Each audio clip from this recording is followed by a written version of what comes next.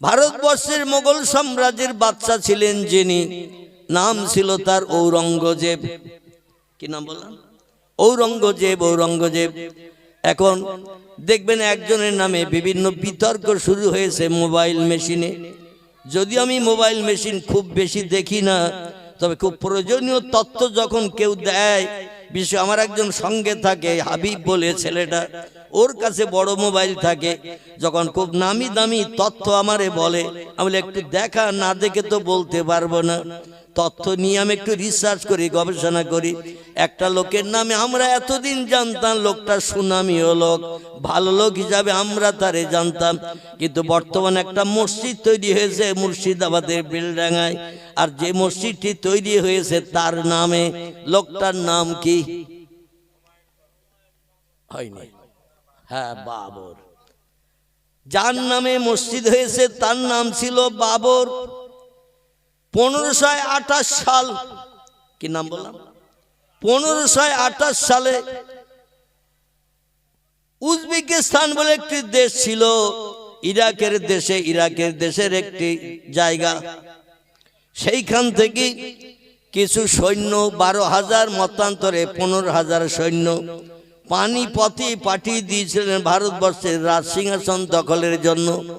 সে যুগে শুধু মুসলমানরা দখল করত না, হিন্দুরাও দেশ দখল করত, জৈনরাও করত, শিখেরা করত, ইহুদিরা করত, খ্রিস্টানিরা করত। আর খ্রিস্টানরা যে আমাদের দেশ 300 বছর দখল করে রেখেছে, আমরা তো তার বাস্তব প্রমাণ। ঠিক বললাম না ভুল বললাম? ইংরেজরাও সে যুগে দেশ দখল করত, কারণ ব্রিটেন থেকে এই দেশে এসেছিল দখল করার উদ্দেশ্য নিয়ে। তবে দেশের জনগণকে ফেভারিটি করার জন্য বলছে আমরা একটু ব্যবসা করব তোমাদের দেশে। ইংরেজদের মগজে জ্ঞান খুব বেশি, আগে বলেছি না বলিনি? তাম পৃথিবীকে এখন দাবিয়ে রেখেছে যারা, তারা হলো ইংরেজি শিক্ষিত ব্যক্তি। ওদের ভিতরে 100-র ভিতরে 100 জন শিক্ষিত, 1000-এর ভিতরে 1000 জন শিক্ষিত, 1 লক্ষের ভিতরে 1 লক্ষ জন শিক্ষিত। একটা মূর্খ ওদের দেশে পাওয়া যায় না। আর আমাদের দেশে শিক্ষিত খুঁজতে গেলে শতকরা 90 জন মূর্খ, 10 জন শিক্ষিত।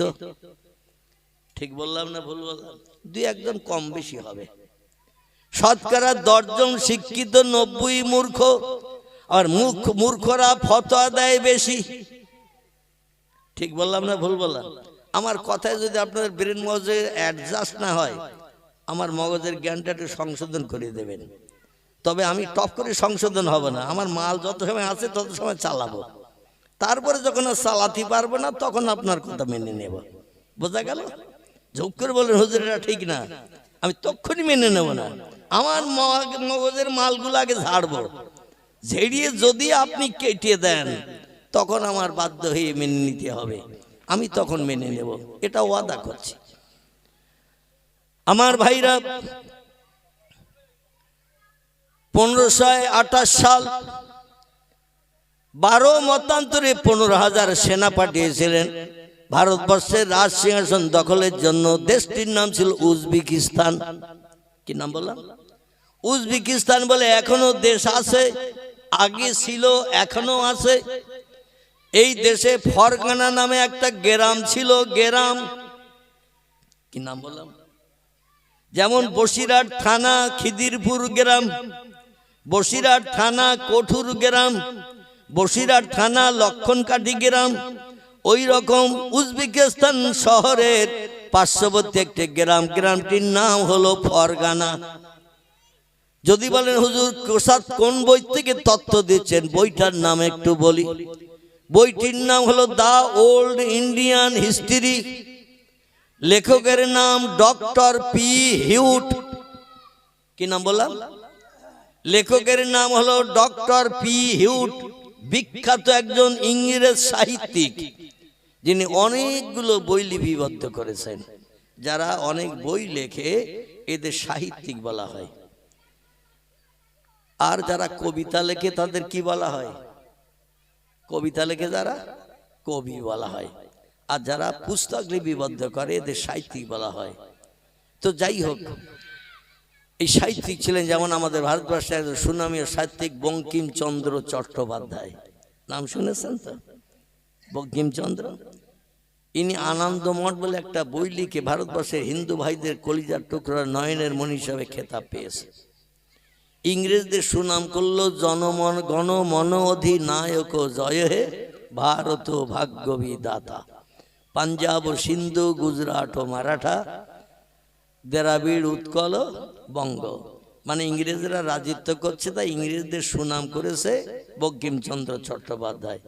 ইংরেজদের আমরা এখন ভারতবর্ষের হিন্দু মুসলমান চক্ষু পেড়ে দেখি, কিন্তু রবীন্দ্রনাথ তাদের সুনাম করেছিল যাতে হিন্দুদের সঙ্গে দ্বন্দ্ব ফাসাদ না বাতায়, হিন্দুদের উপর অত্যাচার না করে।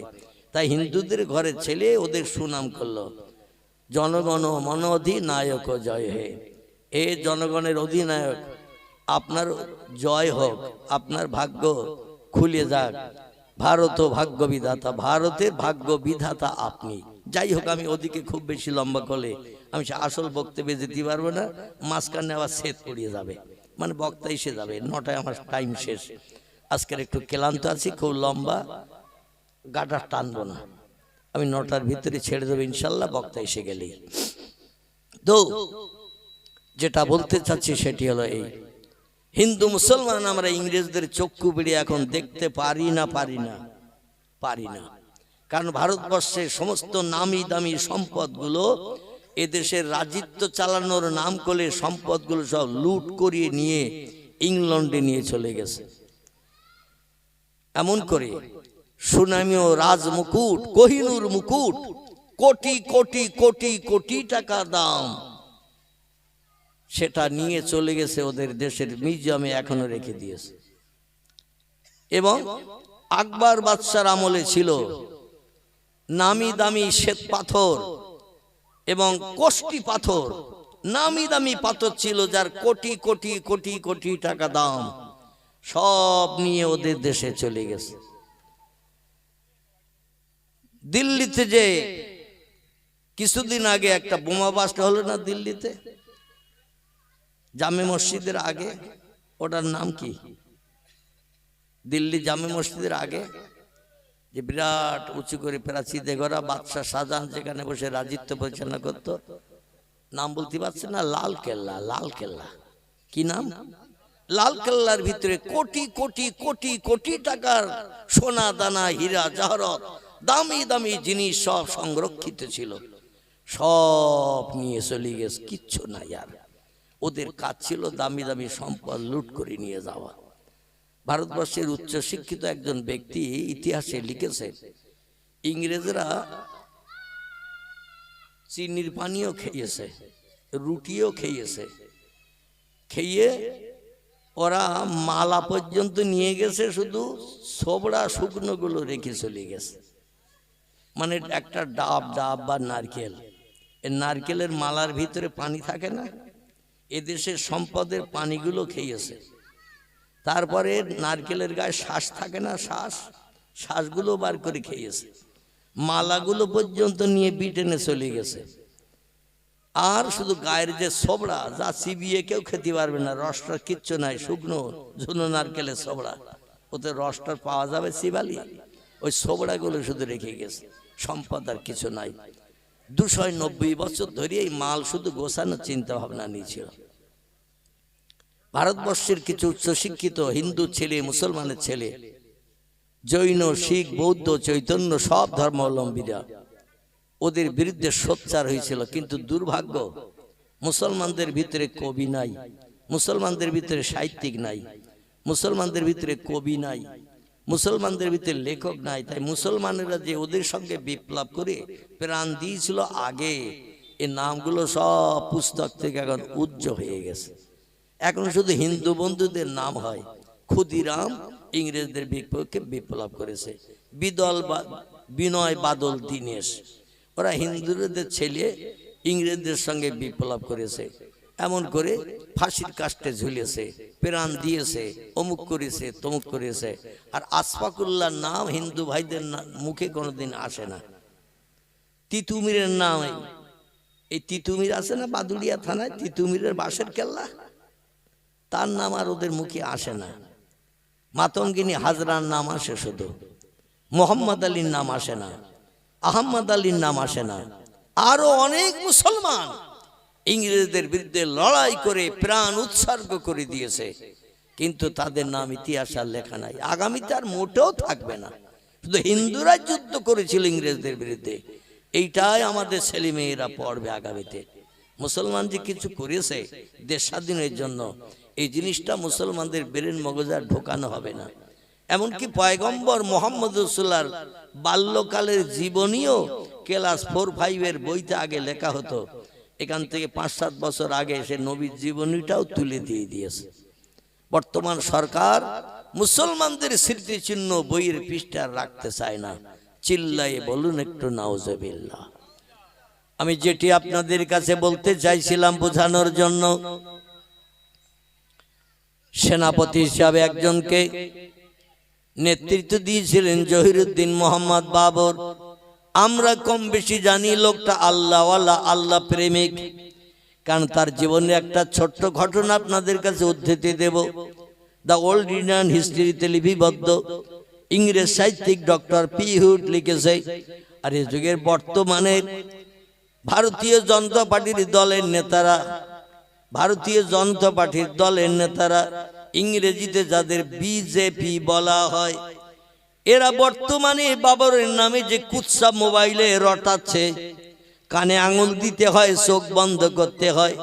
বাবর নাকি ধর্ষক ছিল, বাবর নাকি নারী নির্যাতক ছিল, বাবর নাকি মেয়েদের প্রাণনাশ করেছে, তাদের স্বামীদের প্রাণনাশ করে মেয়েদের বিধবা বানিয়েছে, আরো কত কিছু মন্তব্য বাবরের নামে করা হচ্ছে।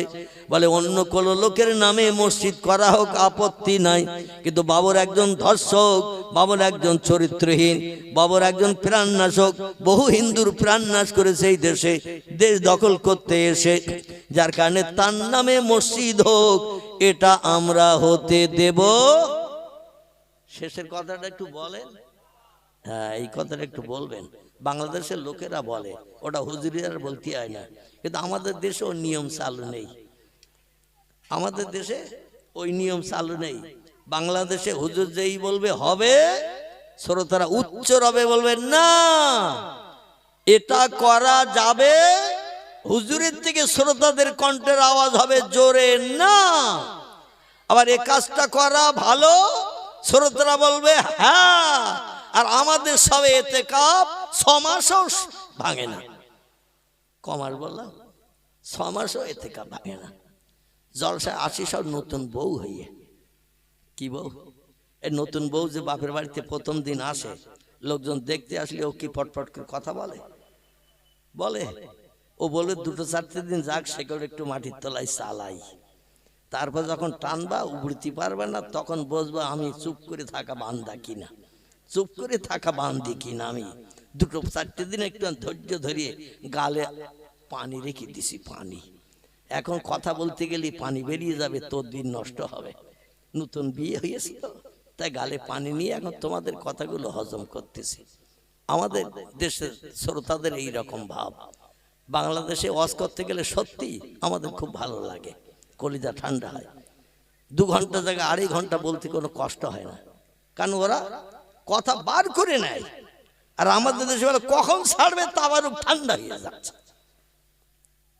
কখন ছাড়বে, তাবারুক ঠান্ডা হয়ে যাচ্ছে, টেস্ট পাওয়া যাবে না। আর এই শীতের রাতে বসে থাকা সম্ভব না, উশি করে। আল্লাহু আকবার। তবে গাজীতলার মাঠের লোক এখনো নড়াচড়া করিনি, দেখতেছে সব চুপ করে বসে আছে। শেষ পর্যন্ত যেন আল্লাহ থাকা তৌফিক দান করেন। সকলে বলুন আমিন, একটু জোরে বলুন আমিন। লেখকের নাম ডক্টর পি হুড, যার কথা বলছিলাম। তিনি বলছেন আমি যেটা জানি সেটা লিপিবদ্ধ করছি, বাস্তবে দেখেছি তাই। বাবর একজন সেনাপতি পাঠিয়ে দিলেন, কিন্তু সৈন্য দিয়ে নিজে আসে নাই। আর বাবরের নামে যত বদনাম কুনাম, বর্তমান ভারতবর্ষের তৃণমূল সরকারের বিরোধী দলনেতা যিনি, নাম আর তার বলবো না, কারণ আমি এসব রাজনীতির বক্তব্য পছন্দ করি না। তো আজকের একটুখানি মনে এলো তাই 2-4টে কথা, বেশি দেব না। বর্তমান সরকারের বিরোধী দলনেতা যিনি, বাবরের নামে এত উল্টো পাল্টা মন্তব্য বক্তব্য রেখেছে, যার কারণে বলতে চাইছে ওই নামে কেন মসজিদ হবে, ওই নামে মসজিদ করতে আমরা দেব না। আগামীতে যদি সরকার ওদের হাতে যায়, আমার ধারণা জেসিবি গাড়ি দিয়ে ভাঙার দরকার হলো ভেঙে দেবে ভাই। কারণ ওদের হাতে এখন সরকারি নেতৃত্ব নাই। যদি অ্যাডভান্স বলে ফেলছি আমি কথাটা, ওদের হাতে এখন সরকার নাই, যার কারণে এখন ঠুটো জগন্নাথ সেজে রয়েছে।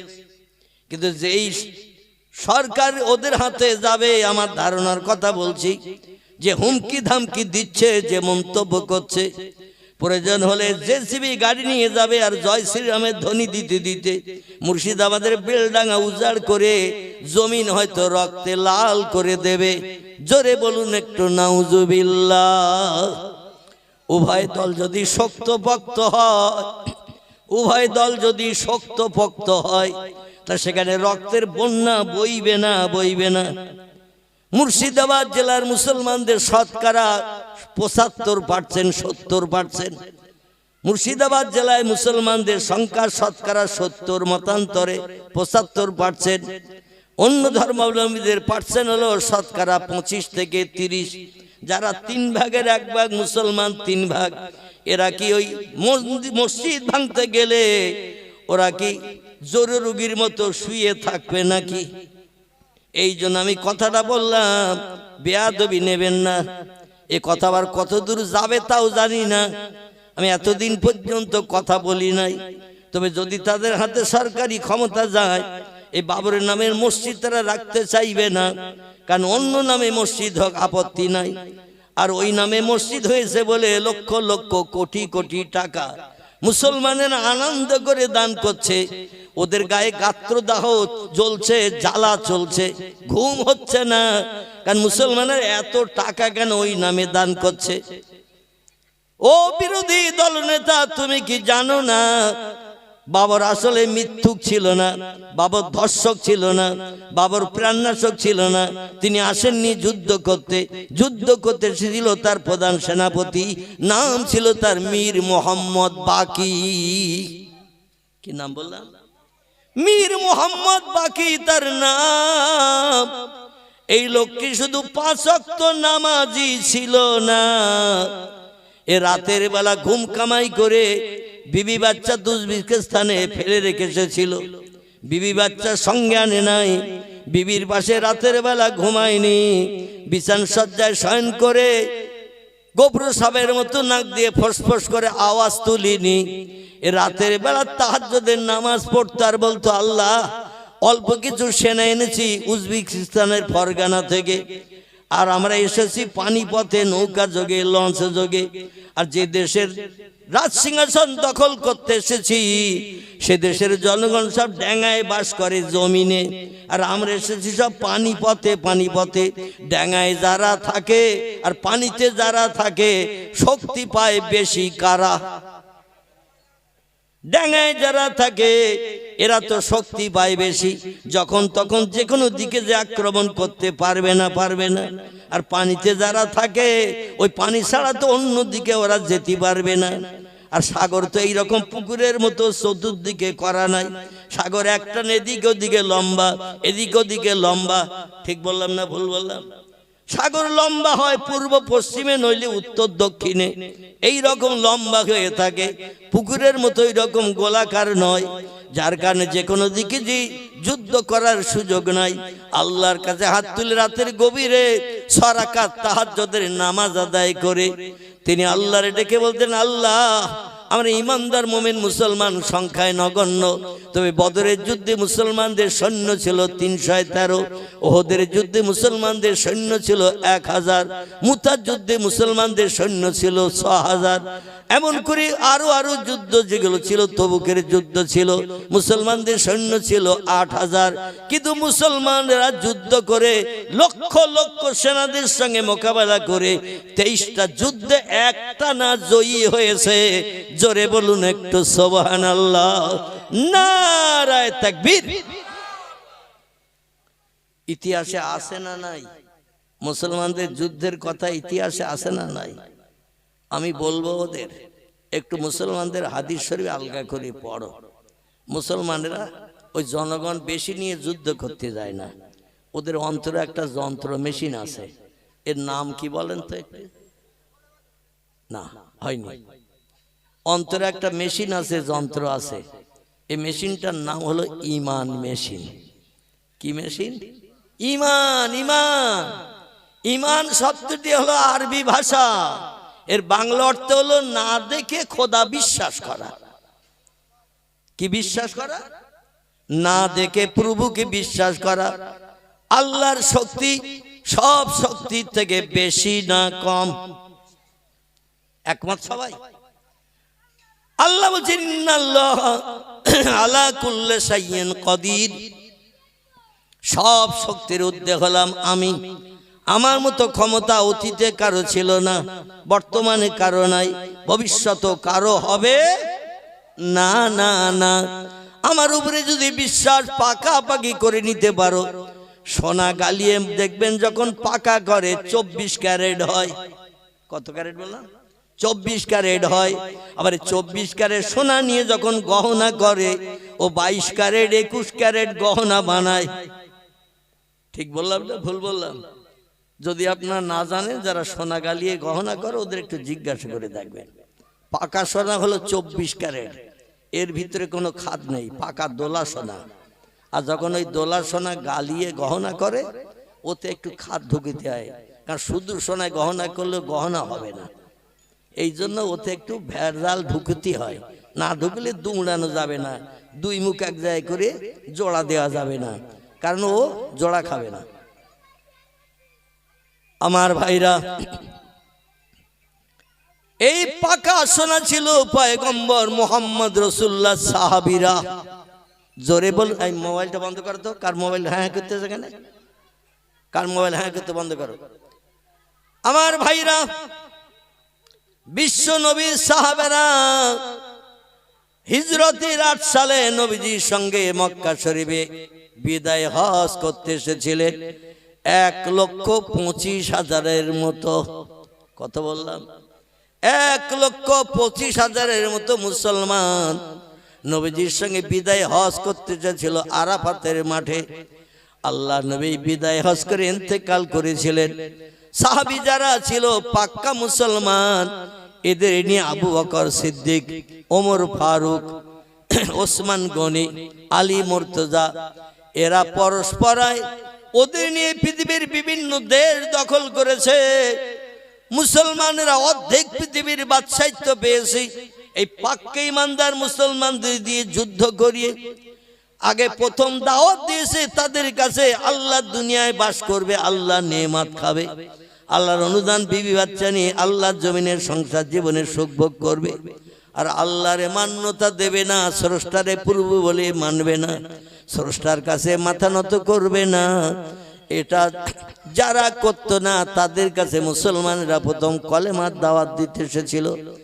লা ইলাহা ইল্লাল্লাহু মুহাম্মাদুর রাসূলুল্লাহ। নবীজি তার জামানায় সাহাবীদের এইভাবে কলেমার দাওয়াত মিশরে পাঠিয়েছেন, সিরিয়ায় পাঠিয়েছেন, কুফায় পাঠিয়েছেন, বসরায় পাঠিয়েছেন, ইরাকে পাঠিয়েছেন, ইরানে পাঠিয়েছেন, দামেস্কে পাঠিয়েছেন, জর্ডানে পাঠিয়েছেন, তুরস্কে পাঠিয়েছেন, বিভিন্ন দেশে আল্লাহ নবী সাহাবীদের দিয়ে চিঠি পাঠিয়েছেন। আল্লাহ দুনিয়ায় বাস করছো, আল্লাহ নেয়ামত খাচ্ছ, আল্লাহর অনুদান বিবি বাচ্চা নিয়ে সংসার জীবনে সুখ ভোগ করছো, আল্লাহ জমিনে চাষবাস করে ফসল উৎপন্ন করে জীবন ধারণ করছো। যে আল্লাহ এত কিছু বানিয়ে দিয়েছে তোমাদের কল্যাণের জন্য, সে আল্লাহর কাছে একটু সেজদায় পতিত হয়ে মাথা নত করো। যারা চিঠিগুলো ছিঁড়ে পায়ের তলায় দবিয়ে মারিয়ে চিঠির মর্যাদা নষ্ট করে দিল, নবীজির নামের একটা স্টাম্প লাগানো ছিল মুহাম্মাদুর রাসূলুল্লাহ। প্রতিটি চিঠির পৃষ্ঠায় স্কুলে হেডমাস্টার যেমন একটা দরখাস্তে সই করে দিলে স্টাম্প দেয় না? দেয় না? দেয় তো নাকি? স্টাম্প বিহীন যদি সই থাকে, ও সইটা কোনো জায়গায় গ্রান্টেড করবে না, সই নকল হলেও হতে পারে, ঠিক কি না? এই জন্য কোথার থেকে এনেছো চিঠি, কে দিয়েছে, তার নাম ঠিকানা, কোন স্কুলের নাম ঠিকানা, হেডমাস্টার কি অ্যাসিস্ট্যান্ট হেডমাস্টার, তার কোনো সিল চিহ্ন নাই, কেউ মেনে নিতে চাইবে না। আল্লাহর পয়গম্বর মুহাম্মদ রাসূলুল্লাহ সাল্লাল্লাহু আলাইহি সাল্লাম লিখতে জানতেন না, পড়তে জানতেন না, তিনি কোনো সাহিত্য রচনা করতে পারতেন না, কোনো কবিতা লিখতে জানতেন না, কিন্তু তিনি কথা বলতে পারতেন উচ্চ মর্যাদা সম্পন্ন ভাষায়। জোরে বলুন একটু সুবহানাল্লাহ। এক কথায় ভারতের সাহিত্য সম্রাট বঙ্কিমচন্দ্রের নাম ইতিহাসে লেখা হয়েছে। বড় হাডি হাডি ভাষা তার বইতে লেখা আছে। পড়েছেন আনন্দমঠ? কে কে পড়েছেন একটু হাত তোলেন তো দেখি। আল্লাহু আকবার। এই বই না পড়লে ভাষা শিখতে পারবে না কেউ। মানে বাংলা ভাষার ভিতরে কত দামি দামি হাডি হাডি শব্দ আছে, এই সাহিত্যিক বঙ্কিমচন্দ্র চট্টোপাধ্যায় তার আনন্দ মঠের ভিতরে লিপিবদ্ধ করেছে। সময় সুযোগ পেলে বইটা কিনবেন, একটু চোখে দেখবেন, পড়বেন। বাংলা ভাষার কত সাহিত্য ধর্মী রয়েছে। তো পয়গম্বর মোহাম্মদ রাসূলুল্লাহ স্কুলে যায়নি, কলেজ চোখে দেখেনি, বিশ্ববিদ্যালয়ের চৌকাট পার হয়নি, খাতা কলম দিলে নাম লিখতে পারতেন না, বই দিলে পড়তে পারতেন না। কিন্তু আল্লাহ আসমানি জ্ঞান যদি তারে দেয়, তাহলে আর পড়াশোনার দরকার হয় বলে মনে হয়, আর দরকার আছে বলে মনে হয়। এমন এমন ভাষা নবী বলে দিতেন। নবী শুধু ভাষা বলে দিতেন না, তিনজন লেখক কাতেব তারা চিঠি লিখত। কজন নাম বলেন তো তিনজনের? এই তিনজন মানুষ চিঠি দিয়ে ভাষায় লিখতেন, নবী ভাষাটা বলে দিতেন। তারা নিজেরা নিজেরা ভাষা তৈরি করে লিখতো না, নবী যেটা লিখতে বলতেন তারা সেই ভাষাগুলো লিখতো, কারণ ওরা লেখনির ক্ষমতা ছিল। আল্লাহ নবী লেখনির ক্ষমতা ছিল না, তবে ভাষা ছিল উচ্চঙ্গের। জোরে বলুন একটু সুবহানাল্লাহ। একজনের নাম আবু তালেবের বেটা হযরতে আলী। কি নাম বলা? আলী মুর্তজা, ফাতেমার স্বামী। ইনি ছিলেন কাতেব, লেখক। নবী যখন বলতেন কোন ভাষা বিদেশির কাছে চিঠি পাঠানোর জন্য, আলী সামনে থাকলে আলীরে বলতেন লেখো। আলী যখন সামনে থাকতো না, আল্লাহ নবী এই তিনজনে আরেকজন যদি সামনে থাকতেন, তারে বলতো, ও বাবা সালমান ফার্সি, তুমি আসো নাকি বাবা? সালমান ফার্সি পিছন দিক থেকে হাত ঝুড়ে বলতেন, নাম ইয়া রাসূলুল্লাহ। যিনি তৌরিত জানতেন, জব্বুর জানতেন, ইনজিল জানতেন, সুরিয়ানি ভাষা, হিব্রু ভাষা, বিভিন্ন ভাষার আসমানি কেতাব তিনি পড়তে পারতেন, কিন্তু আরবি ভাষার দক্ষতা তার ছিল না। জোরে বলুন সুবহানাল্লাহ। কিন্তু ইনি লেখক ছিলেন, খুব সুনামীয় লেখক। নাম ছিল তার সালমান ফার্সি। ইনি ধর্মাবলম্বী, কলেমা পড়ার আগে ছিল অগ্নি উপাসক।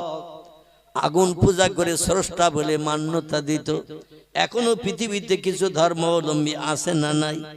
আগুন সামনে নিয়ে পূজা করে বলে, আগুন তুমি হলে স্রষ্টা, কারণ তুমি সব পুড়িয়ে ধ্বংস করে দিতে পারো, তোমার মতো ক্ষমতা আর কারো নাই নাই নাই, তাই তুমি সব ক্ষমতার ঊর্ধ্বে, তাই তোমার স্রষ্টা বলে মান্যতা দেই। এই জন্য অগ্নি উপাসক মজুসি যারা এমন করে, এই আগুন পূজারী যারা, এরা আগুনে পড়ে না, মরণের পর কবরও দাফন হয় না। এরা মারা গেলে মাজায় দড়ি বেঁধে বাসে করে দুই মাথায় নিয়ে কাঁধে করে নিয়ে ফাঁকা মাঠে ফেলে দেয়। অগ্নি উপাসকরা এরা কবরেও যায় না, শ্মশানেও পড়ে না, তাই এদের মাঠের মাঝখানে ফেলে রেখে আসে। আর চতুর্থ জন্তু কাকসিল যা থাকে শগুন, তারা যে যেমন পারে খেয়ে আর কখানা শুধু রেখে চলে যায়, গোস্ত বস্তার কিছু থাকে না। এই ভারতবর্ষের প্রথম নারী প্রধানমন্ত্রী ছিলেন যিনি, নাম ছিল তার শ্রীমতী ইন্দিরা গান্ধী। এর স্বামী ছিল কিন্তু এই অগ্নি উপাসক। জানেন কেউ? জানেন না। এই ইন্দিরা গান্ধীর স্বামী ছিল অগ্নি উপাসক। এর স্বামীর নাম ছিল ফিরোজ। ফিরোজ নামটা মুসলিম নাম না? ফিরোজ, ফিরোজ নাম।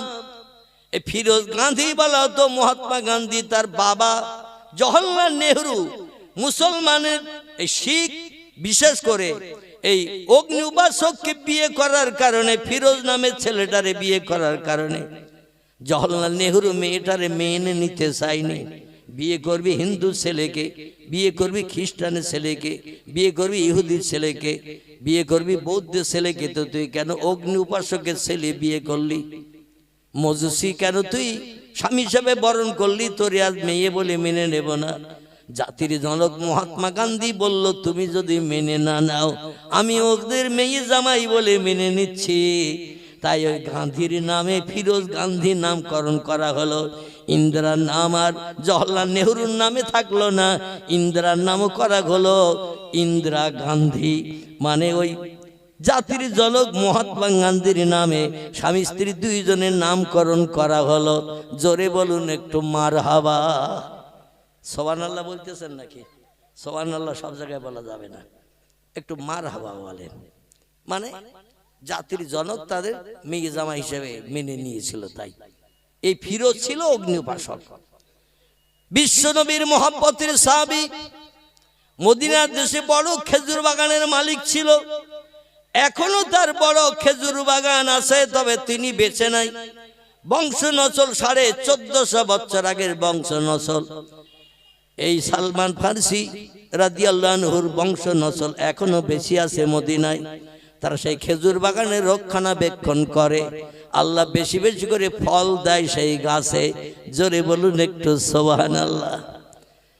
বিখ্যাত অগ্নি উপাসক পূজারী ছিল সে। তৌরাতের পুরো জ্ঞান রাখতো, জব্বুরের পুরো জ্ঞান রাখতো, ইনজিলের পুরো জ্ঞান রাখতো। তবে 3টি কিতাব এসেছে আখিরি জমানার পয়গম্বরের নাম তার অমা মুহাম্মাদুন ইল্লা রাসূলুন। আল্লাহ কোরআনের 22 পারা সূরা আহজাবে নাম কোট করেছেন। আমি মুহাম্মদ নামধারী একজন ব্যক্তিকে রসুল করে, প্রফেট করে, মেসেঞ্জার করে, পথ প্রদর্শক, বার্তাবাহক, শান্তির অগ্রদূত, রহমাতাল লিল আলামিন করে, দয়ার সাগর, করুণার আধার করে, বিশ্ববাসীর মুখে হাসি ফুটানোর জন্য সর্বশেষ একজন মহামানব পৃথিবীতে পাঠালাম। তার নাম দিয়ে দিলাম মুহাম্মদ। কি নাম? অথর্ববেদের 8 নম্বর শ্লোক, 3500 বছর আগে বেদ লেখা। মুনি ঋষি ব্যাসদেব 3500 বছর আগে জঙ্গলে তপস্যা করে, সিদ্ধি সাধনা করে, ইলহামের মাধ্যম দিয়ে যে তত্ত্ব পেয়েছে সেগুলো বেদের পৃষ্ঠায় লেখা। আমরা যারে বলি ওহি, হিন্দু ভাইরা তারে বলে ইলহাম। কি বলে? আমরাও তারে ইলহাম বলি। ওরা বলে আসমানি গায়েবী আওয়াজ, স্রষ্টার তরফ থেকে স্রষ্টার উপাসনা করেছে। অধিকাংশ ধর্মীয় যাজকেরা তারা মাটির তৈরি প্রতিমার কাছে মাথা নত কোনোদিন করেনি। ঢোল তাবলা হারমোনিয়াম নিয়ে কোনোদিন পূজা করতে কোনো প্রতিমারে মুনি ঋষিরা যায়নি। হিন্দু ধর্মের ভিতরে লিপিবদ্ধ আছে স্রষ্টা তিনি, যার কোনো আকার নাই। স্রষ্টা হলেন তিনি, যারে দেখতে পাওয়া যায় না। স্রষ্টা হলেন তিনি, যার স্ত্রী নাই, পুত্র নাই, সন্তানাদি নাই, তিনি হলেন স্রষ্টা। এখন ওরা তো স্রষ্টার মেয়ে লক্ষ্মী, কালী, দুর্গা, সরস্বতীরে বানিয়েছে, আবার ছেলেও বানিয়েছে অনেককে। গণেশ আছে, বিশ্বকর্মা আছে, আরো অনেক আছে ছেলে। স্রষ্টার কি ছেলে আছে বলে মনে হয়? আছে? আল্লাহ কোরআনে একটি ছোট্ট সূরা প্রদান করে দিয়েছেন, যে সূরাটা 3 বার পাঠ করলে পবিত্রতা অবলম্বন করে টোটাল 1 খতম কোরআন তেলাওয়াতের সব নামামলে জুটে যাবে। নারায়ে তাকবীর। এই সূরাটা 3 বার পড়তে খুব বেশি সময় লাগলে 4 মিনিট। ক মিনিট বললাম?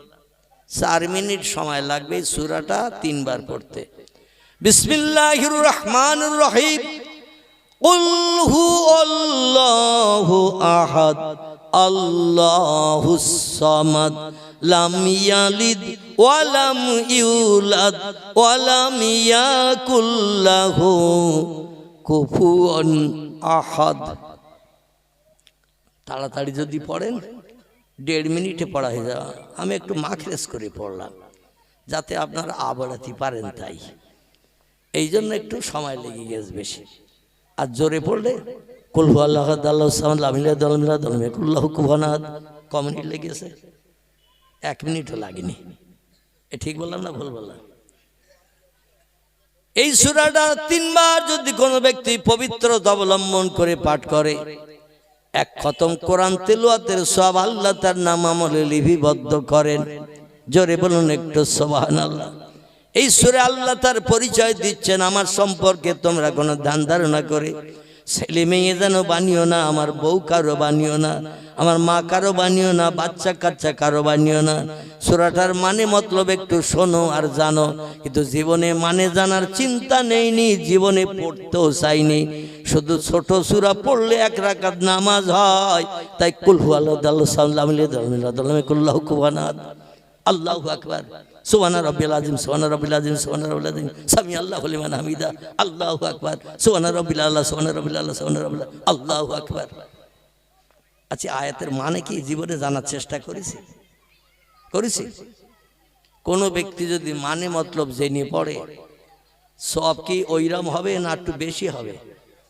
10 গুণ থেকে 70, 70 থেকে 700 গুণের সব আল্লাহ মানে জেলে পড়লে আপনার নাম আমলের থলিতে শ্রীবৃদ্ধি করে লিপিবদ্ধ করে দেবে। নারায়ে তাকবীর। আল্লাহ বলেন কুল, আরবিতে ছোট কাপ দিয়ে কুল মানে হলো খাও। কুল মানে কি? ছোট কাপ দিয়ে কুল, কাপ দুটো, একটা ছোট কাপ আর একটা ছোটর উপরে কি বড়। একটা কাপ হলো ছোট, যার নোক্তা টোক্তা কিছু নাই, আর একটা কাপ হলো বড় কাপ, এর মাথায় দুটো নোক্তা আছে না একটা। পড়েনি মোটা হাত দেননি, তার নোক্তা কটা বলবেন কি করে? ঠিক বলাটা বলবো। যদি বলেন একটা, তাহলে কাপ হবে না, ফে হবে। কি হবে? কাপ আর ফে, অক্ষর দুটি একই রকম মেকার দেখতে, কিন্তু ফের মাথায় নোক্তা কটা? একটা। আর বড় কাপের মাথায় নোক্তা দুটা। কাপ দিয়ে কালবুন মানে হলো কুকুর, ছোট কাপ দিয়ে কালবুন মানে হলো কুকুর, বড় কাপ দিয়ে কলবুন মানে হলো আত্মা, প্রাণ। এই জন্য বড় কাপের উচ্চারণ আলাদা, ছোট কাপের উচ্চারণ আলাদা। পড়তে গেলে পড়তে হবে কুল, আর ছোট কাপ দিয়ে কুল। কুল পড়লে ওটা হবে খাও। কুলু ওয়াশরাবু, আল্লাহ কোরআনে সূরা বাকারা বলেন কুলু তোমরা খাও, ওয়াশরাবু তোমরা পান করো। আর বড় কাপ দিয়ে যদি বলেন কুল, তখন আর কিন্তু ওই খাও আর মানে হবে না, তখন মানে হবে হে আমার হাবিব মুহাম্মদ, আপনার উম্মতদের আপনি বলুন। কুল মানে হলো বলো।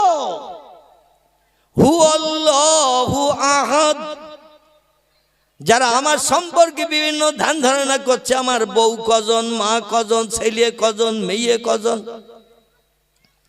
জেনারেশন সূত্রে তো পৃথিবীতে এইভাবে মানুষ বেঁচে আছে, মারা যাচ্ছে, বেঁচে আছে, পরস্পরায় চলছে।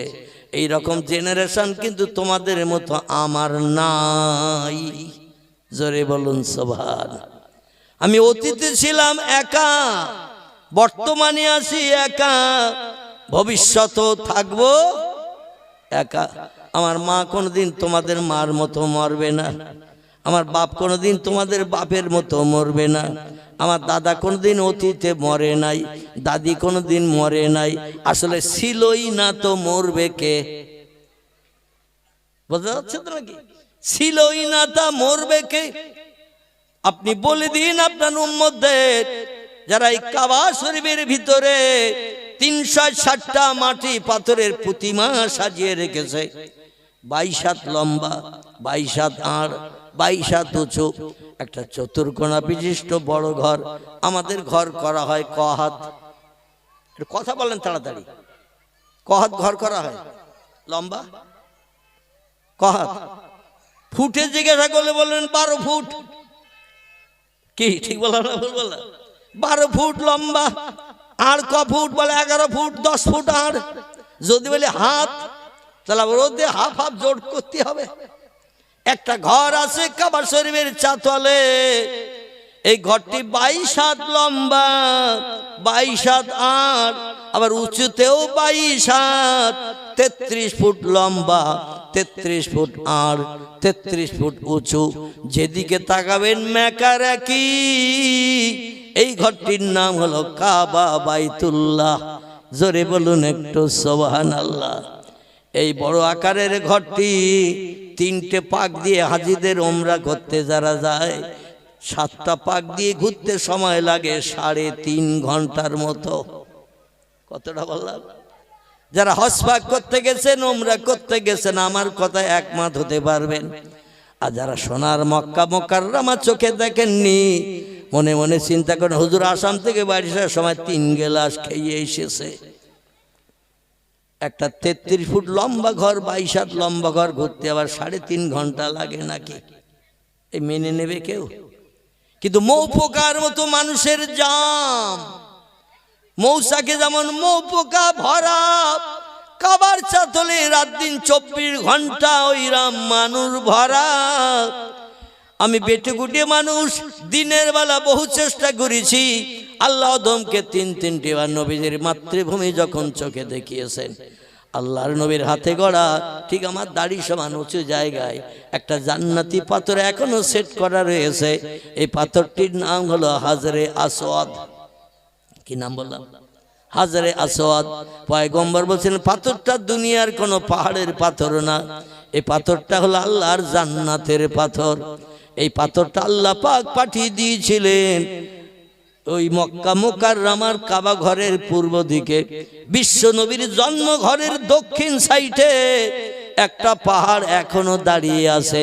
এই পাহাড়টির নাম হলো আবু কোবাইস। কি নাম বললাম? সৌদি সরকার পার্শ্ববর্তী গাজ্জা পাহাড় ভেঙে চুরমার করে দিয়েছে।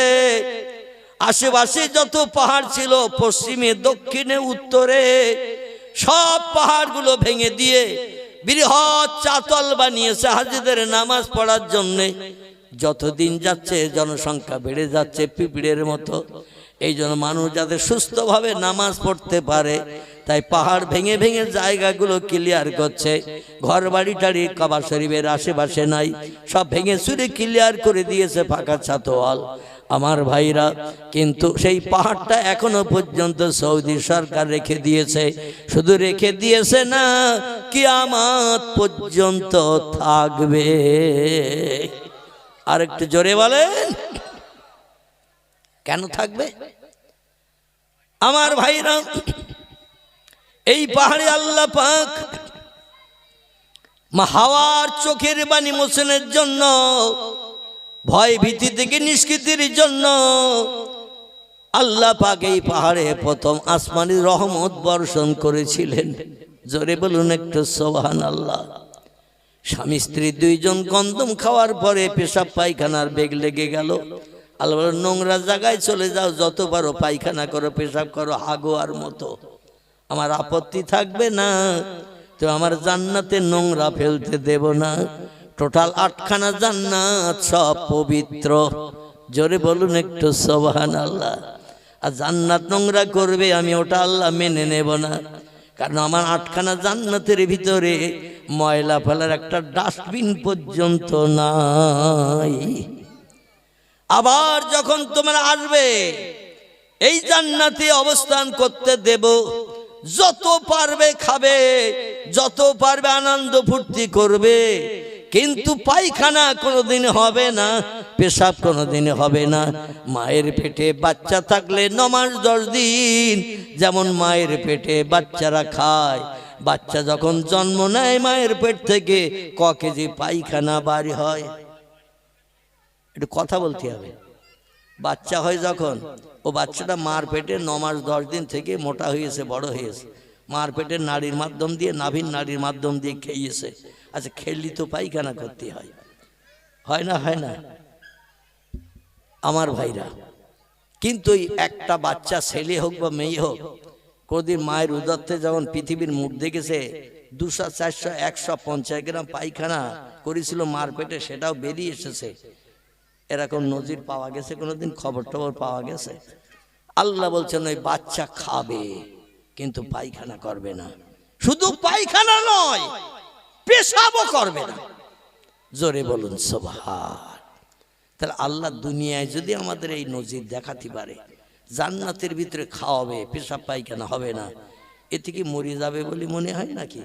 পেট ফুলে ব্যায়াম হবে নাকি? পায়খানা না করলে তো পেট ফুলে মোটা হয়। মাঝে মধ্যে আবার বিভিন্ন ধরনের মেডিসিন ওষুধ খেতে যায়, তরল হয়ে বেরিয়ে যায়।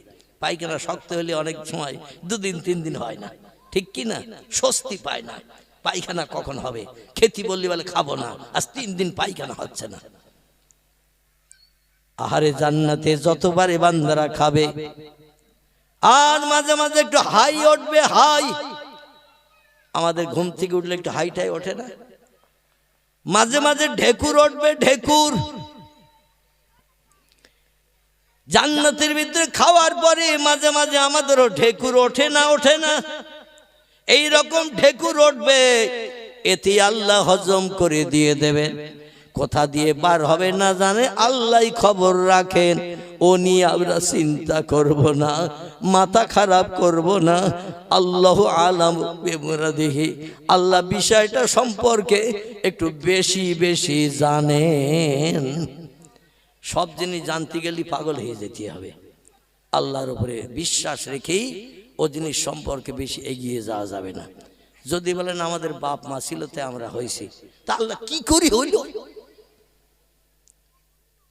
আপনি বলছেন লাম ইয়ালিদ, তার সন্তান নাই, অলাম ইউলাদ, কার পেটের থেকে তিনি জন্ম নেন নাই।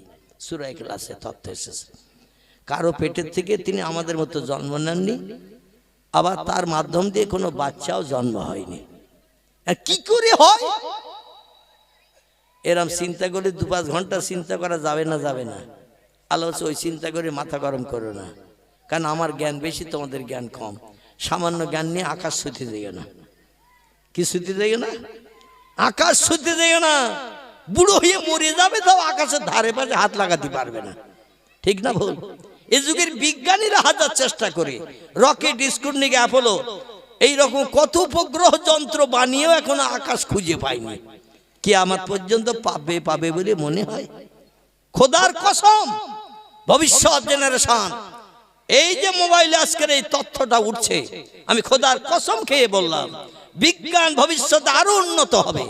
আমি আপনি কবরে চলে যাব, মাটির সঙ্গে মিশে যাব, আর কখনো হয়তো 2-10 হাজার বছর যদি আল্লাহ কিয়ামত না করে, তাও মাটির সঙ্গে মিশে যেতে পারে। কিন্তু বিজ্ঞানীর ঠাকুর দাদার বাপ আসলো, নাতি নাতকুর ভবিষ্যৎ আসলো, আকাশে হাত লাগাতে পারবে? আকাশ কোথায় আছে খুঁজে পাবে? খোদার কসম পাবে না, কারণ মানুষ সব জানতে পারবে না। আল্লাহ হচ্ছে সব যদি তোমরা জেনে নাও, তো আমার তো আর নেবা না। ঠিক বললাম না ভুল বললাম? সব যদি তোমরা জেনে নাও, আমার তো আর নেবা না। বলবে সব মাল পেয়ে গেছে, ওনার আর দরকার নেই। এটা মানুষ মাঝে মাঝে এরকম চিন্তা ভাবনা করে। কারো কাছ থেকে যা নেওয়া নিয়ে নেয়, নিয়ে বলে আমার কাজ মিটে গেছে, আর ওনার সঙ্গে বন্ধুত্ব রাখার দরকার নাই। এরকম বলে না, বলে না, বলে না, বলে না। আর ওনার দরকার নেই, যা মাল নেওয়া সব নিয়ে ফেলিস, ভালোবাসা, মহব্বত, প্রেম দিয়ে, ধোঁকা দিয়ে সব কাজ আদায় করে দিয়েছে, আর বন্ধুত্ব রাখার দরকার নেই।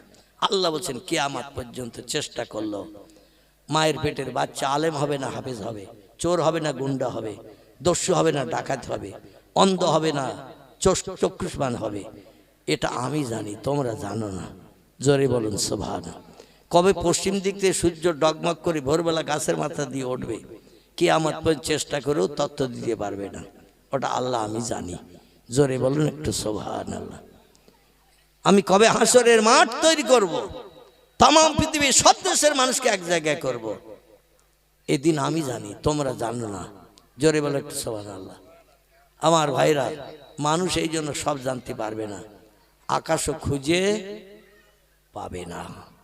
আসুন আমি যেখানে ছেড়ে এসেছি সেখানে চলে যাই, একটু মহব্বতে দরুদ শরীফ। আল্লাহুম্মা সাল্লি আলা মাওলানা মুহাম্মদ ওয়া আলা আলি সাইয়্যিদিনা মাওলানা মুহাম্মদ। জান্নাতের ভিতরে পেশাব পায়খানার বেগ লেগে গেল, ছোটাছুটি করতে থাকলো স্বামী স্ত্রী দুইজন। ছোটাছুটির কোনো প্রয়োজন দরকার হতো না, গন্ধম খাওয়ার কারণে পায়খানা পেশাবের বেগ লেগে গেল। আল্লাহরে বলেন, আল্লাহ জায়গা দেখিয়ে দাও, আর ধৈর্য ধরতে পারছি না, আমাশার পায়খানা লাগলে মাথার চুল পড়া মতো ভাব হয় না, হয় না? ওদের ওই রকম মাথার চুল পড়া মতো ভাব হলো। আল্লাহ বলেন যা নামিয়ে দিচ্ছে একটা নোংরা জায়গায়, নোংরা জায়গায় একটা বানিয়ে রেখেছি অতীতে, নোংরা জায়গাটার নাম হলো আলামে দুনিয়া। জোরে বলুন একটু সুবহানাল্লাহ। তাই দুনিয়া যদি নোংরা জায়গা হয় তাহলে জান্নাত, এই পৃথিবীর নোংরা জায়গা আমাদের কাছে এখন ভালো না খারাপ? এই পৃথিবী আমাদের কাছে এখন ভালো না খারাপ? খারাপ। তাহলে ভালো জায়গাটা দেখি ঘর বাঁধেন। এই দুনিয়ার মায়া কেউ ছাড়তে চায় না। খারাপ যদি হতো অন্য জায়গায় ভালো জায়গা খুঁজে সেখানে ঘর বানানোর চিন্তা করত। পৃথিবীতে যত দেশ 256টির মতো দেশ, এর ভিতরে কিছু দেশ আছে উন্নত দেশ, Japan, German, England, Holland, Poland, Italy, Brazil, এরকম নামি দামি দেশ আছে। এই সমস্ত দেশ খুব সুন্দর সৌন্দর্যমণ্ডিত দেশ। দুবাই ভালো দেশ না খারাপ দেশ? সেই দেশে যদি একবার ঘুরতে যায় জীবন আর বাড়ি আসবে না। বলে রাস্তাধার ড্রেনের পাশে শুয়ে থাকলে তাও থাকবো, বাড়ি যেই আর এই মশার কামড় খাবো না। কত সুন্দর সুন্দর দেশের জমিন পৃথিবীতে আছে। এই দুনিয়ার জমিন যদি আল্লাহর কাছে খারাপ হয় তা জান্নাতটা কত ভালো, একটু চিন্তা করলে মাথা ঘুরে যাবে ভাই। জোরে বলুন একটু সুবহানাল্লাহ। আল্লাহ বলেন পৃথিবীতে যাও, খুব সংক্ষেপ করে বলি, পৃথিবীতে যাও, যত পারো পেশাব পায়খানা করে স্বস্তি পাও। পেশাব পায়খানা সারলো, এবার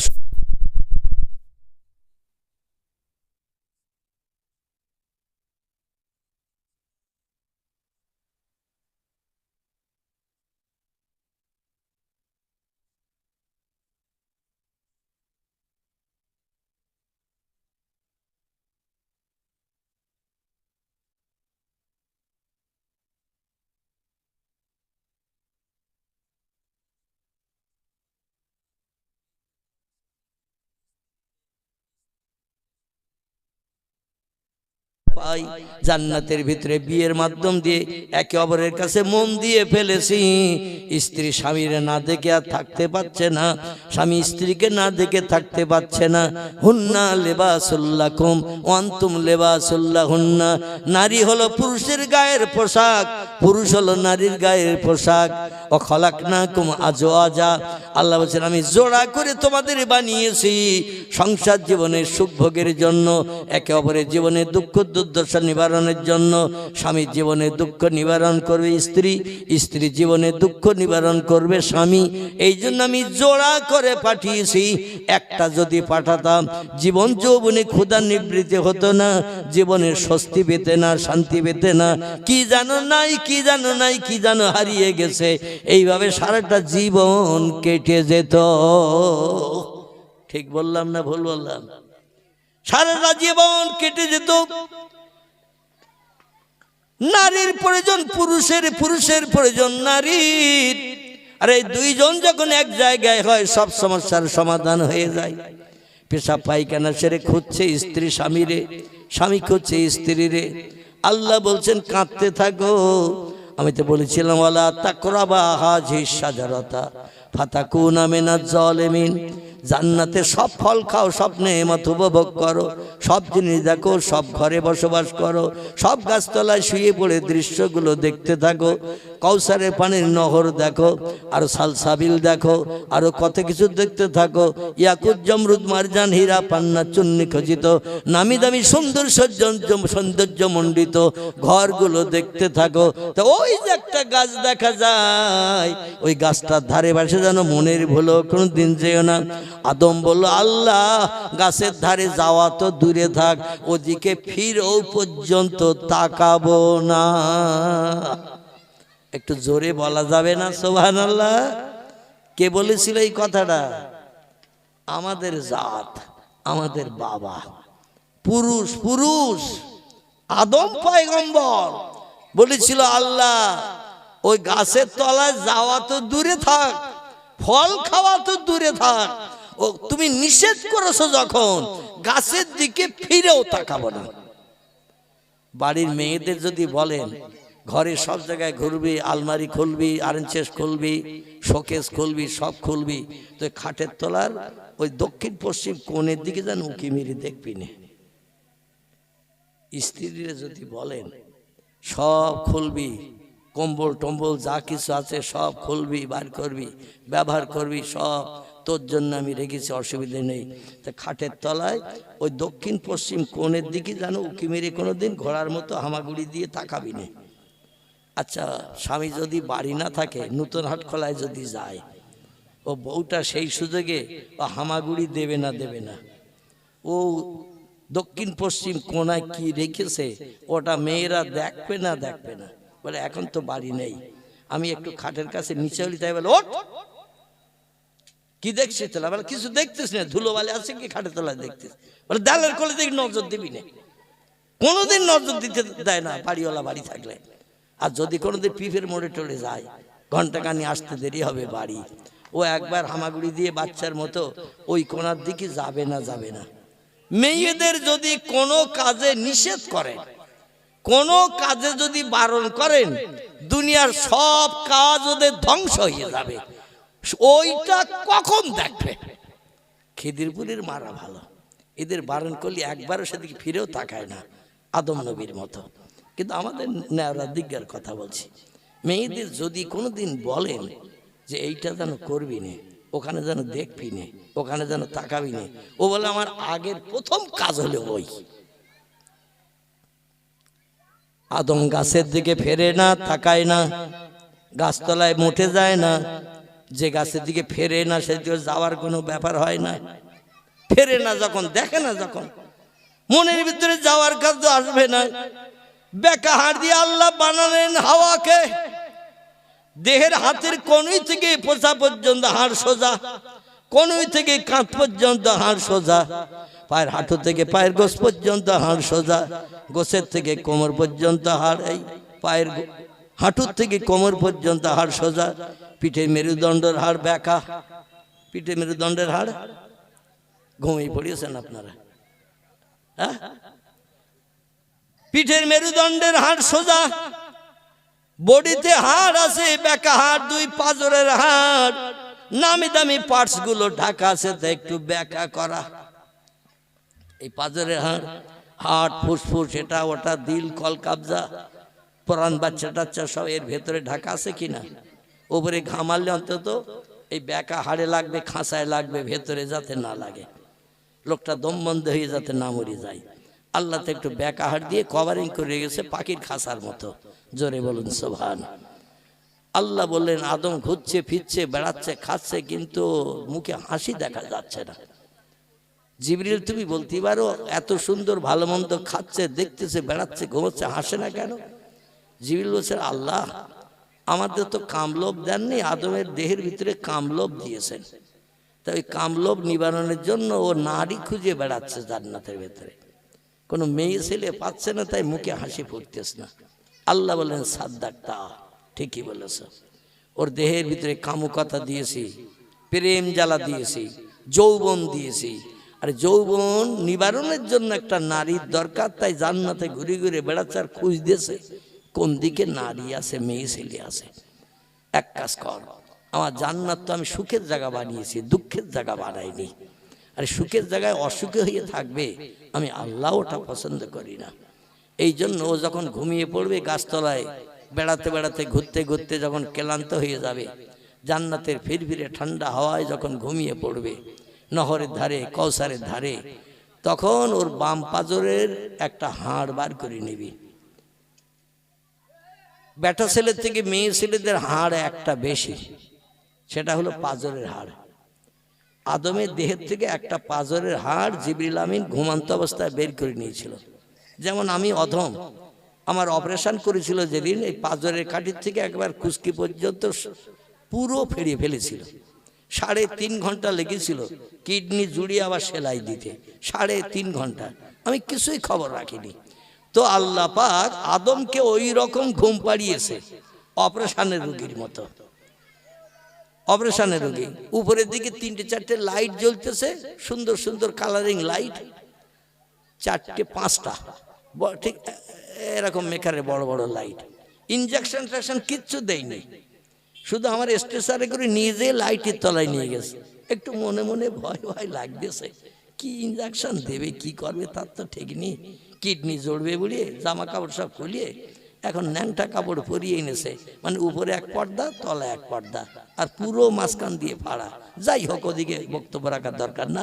যেটা আমি বলছি সেটা হলো এই স্ট্রেচারটা এনে লাইটের তলায় এনেছে, উপরে লাইট এইরকম একটা ফুলের মতো এরকম মেকার এরিয়া, তাতে 5টা বড় বড় লাইটের ফুল রয়েছে, এক এক রকম লাইট জ্বলতেছে। তো আমি বলি লাইটটা তো বেশ ভালো দেখাচ্ছে। এই দেখতে দেখতে কখন আমার আর খবর নেই, ইনজেকশন ট্রাকশন কিচ্ছু দেয়নি, এমনি এমনি আমি বেহুশ হয়ে গেছি। 3.5 ঘন্টা পরে বার করেছে, তাও জানি পুরো পেট ফেড়িয়েছে। একজনের আর একটা পাশে পেট ফেড়িয়েছে, তার পেট থেকে কিডনি বার করেছে, আমার পেটে জুড়িয়েছে। আবার এই পেটে চামড়া এক জায়গায় করে 21টা সেলাই দিয়েছে, একেবারে পাঁজরের কাছ থেকে নিয়ে কুস্কি পর্যন্ত সেলাই দিয়ে স্ট্রেচারে তুলে রেখে দিয়েছে। হুঁশ ফিরলে আমার আবার ওই কি এসি না কি ঘর বলে না, আইসিইউ, ওই ঘরের ভিতরে, নাম ভালো মনে আসে না আমার, তো ওই ঘরের ভিতরে ঢুকতে নিয়ে যাবে হুঁশ ফেরার পর। তো বেশ কিছু সময় রাখার পরে হুঁশ ফিরেছে, যখন তাকিয়ে দেখছে লাইট তো নেই, দেখছি বারান্দার কাছে ওইখানে রেখে দিয়েছে। তো সেখান দিয়ে যেই আমি একটু নড়াচড়া করেছি, ওরা বলছে স্যার হুঁশ ফিরেছে, তাড়াতাড়ি নিয়ে যাও, আইসিইউতে নিয়ে যাও, নিয়ে নাকে অক্সিজেন দাও, ওর ইনজেকশন বিভিন্ন জায়গায় চ্যানেল করেছে, আবার চ্যানেলের সঙ্গে মানে সেলাইন ঢুকিয়ে দাও, দেহে রক্ত তো অনেক বেরিয়ে গেছে, এখন সেলাইন ঢুকিয়ে মোটামুটি ওর একটু সুস্থ করো, নিয়ে চলে গেল। তো আমি কিচ্ছু যখন বুঝতে পারিনি দুনিয়ার বিজ্ঞানী পরিকল্পনার কাজ, আর আল্লাহ যদি কারো পেটের থেকে পার্টস বার করে সে কি বুঝতে পারবে বলে মনে হয়? এই কথাটা এই জন্য বললাম, মানুষ যদি সক্ষম হয় আল্লাহর পক্ষে সে কাজ করা কি অক্ষম? কোনোদিন অক্ষম হবে না। আল্লাহ এমন ঘুম পাড়িয়ে দিলেন জান্নাতের ভিতরে আদমকে, পাঁজরের হাড় একটা কেটে বার করলো, আদম কিছুই খবর রাখে না। এই হাড় কেটে বার করে আল্লাহ শুধু বলে ইন্নামা আমরুহু ইজা আরাদা শাইয়া, আমি যখন কোনো বিষয়ে কোনো হুকুম করি, কোনো কিছু তৈরি করার পরিকল্পনা ইচ্ছা প্রকাশ করি, আইয়া কুল আলাহু, আমার জবান দিয়ে শুধু একটু বলি কুন হ ফাইয়া কুন, সঙ্গে সঙ্গে সেটা হয়। আল্লাহ বলেন কাদামাটি দিয়ে বানিয়েছি পুরুষ, এবার নারী হ। আদমের মাম পাজরের হাড় থেকে হয়েছিল কি হিজড়ে, হিজড়ে হয়েছিল নাকি কি হয়েছিল? নারী হয়েছিল, একটা নারী। আল্লাহ যা বলে তাই হয়, জোরে বলি একটু সুবহানাল্লাহ। এই নারীটি হলো ষোড়শী যুবতী, সুন্দরী, অস্পরা। আদমের চেহারা থেকে হাওয়ার চেহারা অতীব সুন্দরী করে আল্লাহ বানিয়েছিলেন কোন শব্দের মাধ্যম দিয়ে?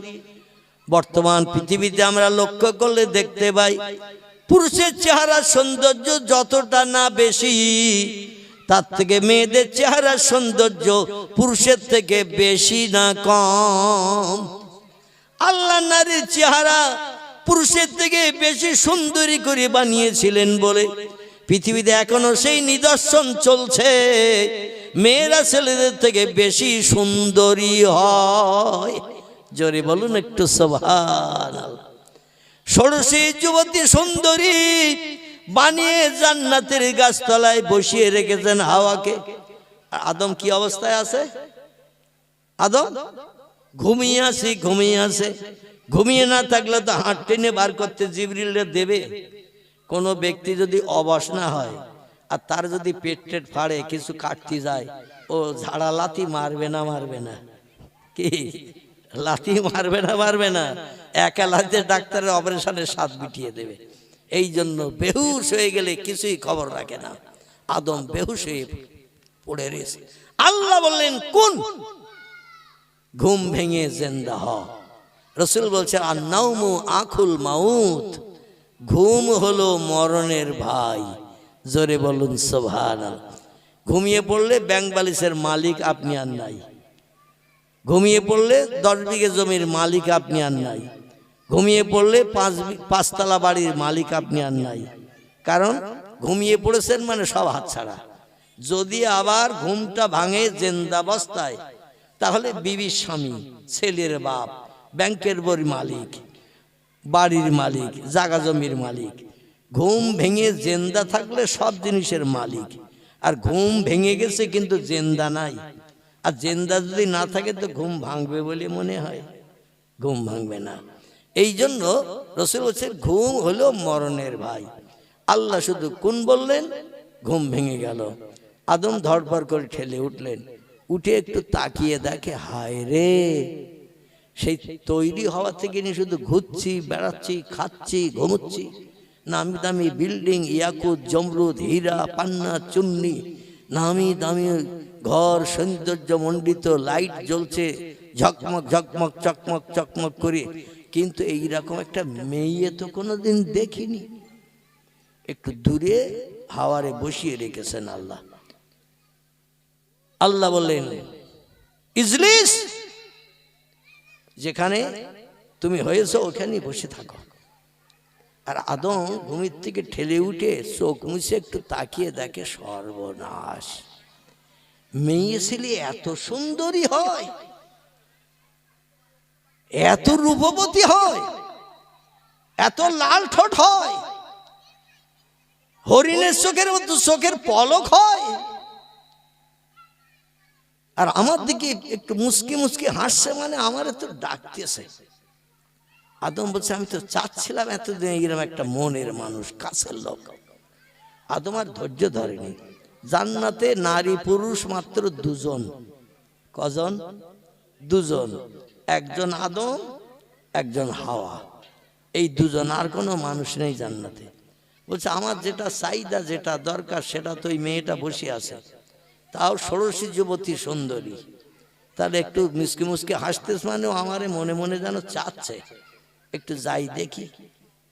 যদি ভাব ভালো হয় তাহলে তারে নিয়ে ঘুরবো ফিরবো, বেড়াবো, মনের গরম কাটাবো, ভালো মন্দ পছন্দ করবো, দুজন ভাগাভাগি করে খাবো। একটু কপালে চুমো টুমো দিতে হয় দেব, ঠোঁটে যদি কামড় দিতে হয় তাও দেব। স্বামী স্ত্রী হিসাবে আমরা যেমন করি। আদম হাওয়া তখন স্বামী স্ত্রী হয়নি, কারণ নারীর দেহ আল্লাহ পুরুষের জন্য বানিয়েছেন, পুরুষের দেহ আল্লাহ নারীর জন্য বানিয়েছেন। নারীর অঙ্গ প্রত্যঙ্গ তার স্বামী দেখতে পাবে, এছাড়া অন্য কেউ দেখতে পারবে না। আবার পুরুষের চেহারার অঙ্গ প্রত্যঙ্গ স্ত্রী দেখতে পাবে, এছাড়া অন্য কোন নারী দেখতে পাবে না। কিন্তু এখন আর স্ত্রী যা দেখে না, পরকীয়া সেটা দেখে। পরকীয়া বোঝেন তো নাকি? আর একজন মোবাইলে অ্যাকশন চালাচ্ছে। এখানে অবশ্য এরকম অ্যাকশন ট্যাকশন নেই। যাই হোক, আদম বলছে একটু যাই দেখি ভাবগতিক কি রকম। আমরা যেমন মাঝে মাঝে একটু ভাব টাব নেওয়ার চিন্তা ভাবনাকে এগিয়ে যাই, মাঝে মাঝে ঝাপটা চড়ও খেতে হয় নাকি? মাজা ভেঙে দেবো, লাথি মেরে, এরকম কথাও শুনতে হয়। তোমার মা নেই, বোন নেই, এমনও রাস্তায় শুনতে হয় না? হয় না? হয় না? হয় না? হ্যাঁ, মা বোন টেনেও গালি দেয়। আদম যেই কাছের দিকে যেতে গেল, লাবণ্যময় চেহারা, মুসকে মুসকে হাসি, রূপবতী যুবতী। আমার ভাইরা, আল্লাহ বললেন, হুঁশিয়ার, সাবধান, ডেঞ্জার, বিপদ, খাতরা। ওই নারীর গায়ে যেন হাত দেবে না, স্পর্শ করবে না, যত সময় না পর্যন্ত বিবাহ বন্ধনে আবদ্ধ হবে। জোরে বলুন একটু সুবহানাল্লাহ। আল্লাহু আকবার। আমার ঘড়িতে সম্ভবত 1 মিনিটের একটু বাকি, আপনাদের হয়তো 1 মিনিট ছাড়িয়ে গেছে। কি গেছে না যায়নি? বক্তাও ঠিক টাইম মতো এসে গেছে। তবে সেই বক্তৃতার আগে বলেছিলাম রাত 1টা, মনে আছে তো? এই মনে আছে তো? 1টার আগে যেন কেউ উঠবে না, পেশাব লাগা ছাড়া। পেশাব লাগা ছাড়া কেউ যেন উঠবেন না। আমি অনুরোধ রাখছি, রেখে আমার বক্তৃতার এখানেই সমাপ্ত করলাম। আবার বোধহয় 1-2 পরে সম্ভবত বোধহয় কালিকার পাড়ার রাস্তার উপরে আছে বোধহয় প্রোগ্রাম একটা, আছে না? ওই পাড়ায় আছে বোধহয়, মনে হচ্ছে। আবার আসছে আমাদের মসজিদের বাৎসরিক জলসা 22শে অঘ্রাণ। আলিম না, সে তো বলা যাবে না, এখন বলা যাবে না। এখন বলে জলসাটা নষ্ট হয়ে যাবে না। এই তুমি উঠতেছ কেন? উঠো না ভাই, যেখানে যা হয়েছে হোক, তারা সে বিষয়ে চিন্তা ভাবনা করবে। উচ্চ রবে মহব্বতে প্রাণ খুলে দরুদ শরীফ। আল্লাহুম্মা সাল্লি আলা, যাওয়া নাকি কথা? আমার একটু কষ্ট হয়ে গেছে, আমি সেই আসামের থেকে ফিরে এসে 6টার দিকে বাড়ি, এটা একটু